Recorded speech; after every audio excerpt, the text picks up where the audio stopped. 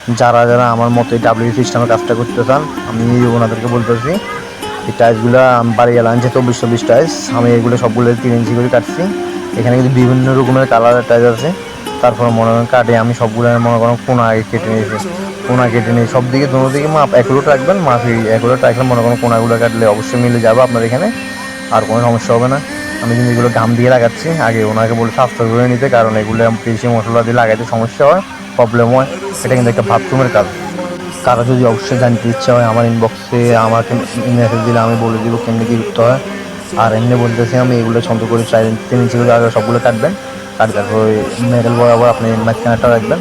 রাখলে তো মনে করেন মেডেল রাখলে ওইগুলো দুই সাইডে কাটাকে অবশ্যই কাটিয়ে ফেলবেন। কাটি কোনাগুলো সবগুলো চেষ্টা করে কেটে ফেলবেন আগে। তারপর মনে করেন আপনার কাজটা এগুলোট হয়ে যাবে, কোনো প্রবলেম হবে না আর। ঠিক আছে? আর কাজটা দেখেন, আমার কাজটা যদি ভালো লাগে অবশ্যই লাইক কমেন্ট শেয়ার এবং কি কমেন্ট করতে বলবেন না। আশা করি সবাই ভালো থাকবেন। ওকে, আল্লাহ হাফেজ।